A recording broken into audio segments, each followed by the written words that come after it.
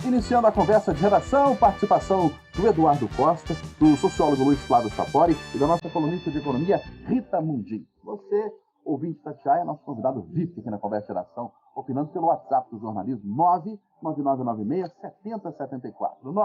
99996-7074. Você manda a sua opinião em mensagem de texto. Não se esqueça de colocar o seu nome e o bairro ou a cidade de onde você está falando. Bom, prefeitos cobram critérios mais claros para a distribuição das vacinas contra a Covid-19 em Minas. Enquanto isso, Belo Horizonte vai fechar 6 das 9 unidades de atendimento 24 horas sem relação com a doença. Eduardo Costa, o que seria uma boa notícia, né? Porque a prefeitura diz que, por falta de demanda, não vai precisar manter tantas unidades abertas assim 24 horas por dia. Bom dia para você. Bom dia e boa sexta para todo mundo. Eu, de fato, não posso entrar nessa questão da prefeitura. Vou começar pelo segundo tópico, porque eu não tenho condição de avaliar se não está tendo uma demanda e se pode pegar recursos, sobretudo humanos, e envolver mais no que de fato me interessa nesse momento. Ainda vamos para a pandemia, porque há sinais os mais agradáveis da capital. O RT voltou para o verde, mas há sinais incômodos no país como um todo, no mundo, especialmente em algumas regiões de Minas, né? Engraçado que eu estava olhando, tem João Pinheiro, que é numa região, tem São Sebastião do Paraíso, que é outra, e Além Paraíba, que é outra, e todo o Vale de Quitinhonha voltando para a onda vermelha, o que é sinal de alerta. Então, se não está tendo demanda, que se feche. Eu temo é que sobrecarregue muito as UPAs e depois, quando precisar para caso de Covid, vão reclamar. Mas, enfim, não posso criticar sem conhecer. Agora, em relação ao Mediolhos, tá? Eu que não tenho cabeça de empreendedor, que não sou um vitorioso no mundo dos negócios, eu não tenho paciência para o serviço público. Eu fico imaginando um homem do porte dele, vitorioso em todos os sentidos. Aliás, vitorioso é bom, né? Ele deve sofrer demais com essas dificuldades impostas pelo PMI, que foi, não é o Plano Nacional de Imunização, isso, aquilo. Agora, pelo que sei, e o secretário Paquerete deve participar da programação da Itatiaia hoje, 13h. Claro que esse vai ser o assunto principal. A secretaria segue dados de população provenientes de Brasília, do censo. O tal censo cuja importância tem sido destacada aqui no Conversa de Redação. Todavia, quando o Medioli diz que cidades como a dele, que têm uma população maior do que outras, estão sendo preteridas, isso, no mínimo, exige uma boa explicação do governo do Estado. De uma forma geral, nós temos que celebrar que lá vai a vacina, mas tudo tem que ser feito muito claro e o nosso prefeito de Betim está coberto de razão em cobrar. E para você, Sapori, há sinais claros aí na sua avaliação de distribuição não tão criteriosa assim de vacinas e esse fechamento de postos de saúde em Belo Horizonte por falta de demanda, felizmente, né? Bom dia. Bom dia, Destaque. Bom dia, Rita, Eduardo, Luiz Itatiaia. A princípio, eu imagino e creio que os critérios, ou o critério que o governo do Estado está utilizando para distribuir as vacinas, seja um critério, né, como já disse o Eduardo, o Plano Nacional de Imunização, que segue o parâmetro da população do município. Eu confesso que eu me surpreendo com esse tipo de reclamação, 4 meses depois do início da vacinação, agora que descobriram que está tendo, né, privilégio para um ou outro município. Eu não sei, um tipo de reclamação que não me parece desnecessária nesse momento, mas simples de resolver. Basta o secretário de Estado da Saúde vir a público e explicar o critério que está sendo utilizado. Né? E por que Betim tem recebido, ou outros municípios têm recebido vacinas em menor quantidade do que outros municípios. Né? Quanto ao fechamento de alguns postos, né, de atendimento, como disse Eduardo, é um critério técnico, uma decisão técnica da Prefeitura de Belo Horizonte, não há muito o que contestar. E você, Rita Mundim, bom dia mais uma vez. Bom dia, Eustáquio, bom dia a todos. Em relação ao fechamento dos postos de atendimento, nessa CPI da Covid, um dos depoimentos que mais me chamou a atenção, pelo nível, né, de clareza e nível técnico, foi do ex-ministro Taixe. E ele disse, com todas as letras, que o grande problema do Brasil é que o SUS ele tem que trabalhar no osso, na capacidade máxima, por absoluta falta de recursos. Então, quando eu ouço qualquer coisa que diz respeito à saúde fechando, isso, ainda mais por falta de demanda, isso me surpreende. Porque se tem uma coisa que a população demanda, é por saúde com mais qualidade e postos 24 horas. Então, assim, eu não vou entrar no mérito, mas tudo que diz respeito à saúde fechando me assusta, porque o que a gente tem é que investir e abrir.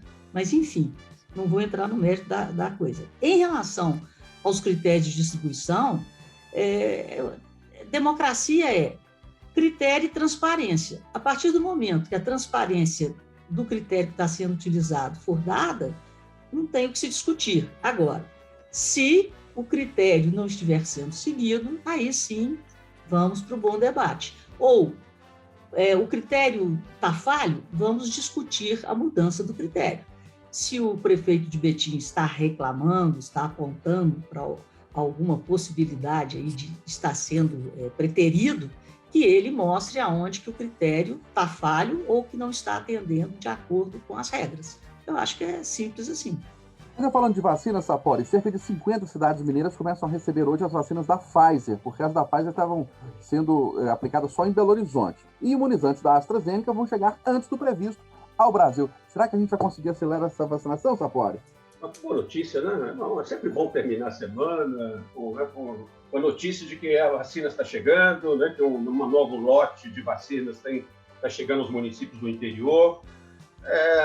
Eu acho que, inclusive, teve uma boa notícia, tá? Que você pode até confirmar, que a China, o embaixador da China ontem disse que vai antecipar a entrega dos insumos que estão parados lá no país. Sim. Com a chegada desses insumos, não é isso? Nós vamos poder também acelerar a produção da AstraZeneca e da Coronavac. Então, apesar dos percalços, a vacinação continua e eu continuo esperando a minha vez chegar. Tá? Eu estou ali ansioso, estou querendo a minha primeira dose. Ô, Eduardo, está animado que pode acelerar a vacinação? Tô sim. E não tenho muita alternativa, não. O meu comentário de ontem à noite foi sobre um assunto que eu devo até abordar hoje também mais na Itatiaia. Um cidadão que mandou um áudio para nós, queixando-se de que ele e a mulher se vacinaram e 35 dias depois fizeram o teste para ver os anticorpos e descobriram que não tinha anticorpos criados. Aí ele ficou muito frustrado. Agora não vou ver meu filho, papapá. Aí eu pedi ao Estevão Urbano, que eu respeito muito, que falasse a respeito. E ele disse o que a gente precisa espalhar, Eustáquio. Esse teste, você que já vacinou que nem eu, atenção ouvinte, você que já fez as 2 doses que nem eu, não faça o teste para saber se tem anticorpos, porque os médicos da comunidade científica não sabem até hoje se isso vai ficar claro, se o teste é válido ou não. E também não pode te garantir que se lá tiver os anticorpos, que você fala, opa, estou livre da doença, que você não vai ter. E, além disso, tem o problema de que as vacinas, Eustáquio, nenhuma delas não são 100% eficazes. Então, mesmo quem tomou as 2 doses da vacina pode ter a doença. Provavelmente não terá na forma mais grave, mas pode ter. Resumindo a prosa, em relação à AstraZeneca Coronavac, segunda dose, o que vem, o que não chega, Eustáquio, vamos fazer a nossa parte e pôr na mão do homem lá de riba. Não é do 4º andar, não, tá? É o de mais de cima. É Papai do Céu.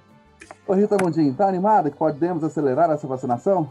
Sabe, a minha opinião sempre foi essa, de que a vacinação será acelerada. E ainda agora, né, com essa boa notícia, que a Pfizer ela evoluiu na conservação das vacinas. Não é necessário mais que você conserve a menos 70 graus. Você pode conservar em geladeira por até 1 semana. Então, isso facilita muito a vida dos brasileiros, e as compras foram intensificadas, né? Tem mais de 200 milhões de doses da Pfizer para chegar no Brasil, e vamos que vamos, o remédio é a vacina mesmo. Bom, o levantamento da CPI da pandemia aponta 15 mentiras do ex-ministro da Saúde, Eduardo Pazuello, em 2 dias de depoimento, Luiz Flávio Sapori. Pois o depoimento de ontem do Pazuello não diferiu muito do que tinha acontecido, né, no dia anterior. Reforçou o que eu, na verdade, eu chamei a atenção para isso ontem aqui no Conversa de Redação. Né? Reforçou a blindagem do presidente Bolsonaro, né? Eu acho que o presidente saiu relativamente imune, né, desse depoimento, que era um grande risco, né, para o governo federal nesse sentido. Mas o Pazuello sai complicadíssimo, não só pelas, né, eventuais mentiras que ele contou ontem, né, na verdade, nos 2 dias de depoimento, mentiras nítidas, principalmente em relação à questão da Pfizer. Está cada vez mais claro que ele sim se omitiu em relação à vacina da Pfizer, né, não se empenhou na compra da vacina da Pfizer, né, que tomou decisões equivocadas, né, nesse sentido, e mais do que isso, se omitiu. E, principalmente, o que acho que é mais grave é o caso de Manaus. O caso, para tudo leva a crer que o Pazuello, o Ministério da Saúde, fez de Manaus um laboratório, né, para uma aplicação em massa da cloroquina em meio àquela crise grave de falta de insumos de oxigênio. E aí teremos o depoimento da Mayra Pinheiro, que é a secretária do Ministério, né? Era o braço direito dele, que na próxima semana, ela a famosa Capitã Cloroquina, né, Otávio? A famosa Capitã Cloroquina. Ela é conhecida como Capitã Cloroquina, exatamente. Pois é, vamos ver. Então, eu acho que o Pazuello sai muito complicado, o que pode significar processo criminal para ele. Ô, Rita Mondinho, você já destacou que tem um pouco de preguiça, ou muita preguiça desse assunto de CPI. Vai pular a vez ou vai falar algo sobre as falas do Eduardo Pazuello? Não, eu vou falar sobre o ponto de vista do mercado, né? Porque antes da instalação da CPI, havia uma preocupação grande sob o ponto de vista de precificação do Brasil em função da CPI. E, sob o ponto de vista de mercado, a CPI virou pizza. Ou seja, não teve nada de novo, nada que complicasse mais o presidente e nem que o descomplicasse. Então, sob o ponto de vista do mercado, não houve qualquer alteração no preço do dólar, das ações, da taxa de juros, em função desse palanque político fora de hora que foi armado em Brasília. Eu também acho que a CPI está fora de hora, né, Eduardo Costa? Algo a dizer sobre o depoimento de Eduardo Pazuello? Eu não tenho a menor dúvida que está fora de hora. Eu continuo não assistindo, eu não vou dar palanque. Eu não vou assistir Renan Calheiros, aquele outro presidente lá, Omar, e a maioria dos caras, Humberto lá do Pernambuco, que esse cara, ficha suja, eu não vou ficar perdendo meu tempo vendo Renan Calheiros acusar os outros. Agora, eu também, por força da profissão, eu não posso me alienar. Então, diariamente, o que eu faço? Eu espero acabar o depoimento e vou a alguns sites e pesco algumas informações para ter minimamente condições de dividir aqui com os ouvintes as minhas impressões. O Sapori falou que a situação de Manaus é que vai complicar mais a vida do Pazuello, eu concordo. E ontem, uma sequência de respostas dele me deixaram absolutamente estarrecido. Veja só, o homem é um general do Exército. Claro que ficou provado, não sabe nada de saúde, mas era homem de logística, então a gente imaginou que seria uma gestão nesse sentido boa. Perguntaram para ele assim, o senhor ficou sabendo que estava faltando oxigênio em Manaus? Sim.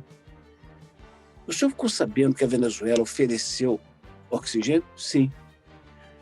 O senhor ficou sabendo que os Estados Unidos ofereceram um avião para buscar oxigênio? Sim.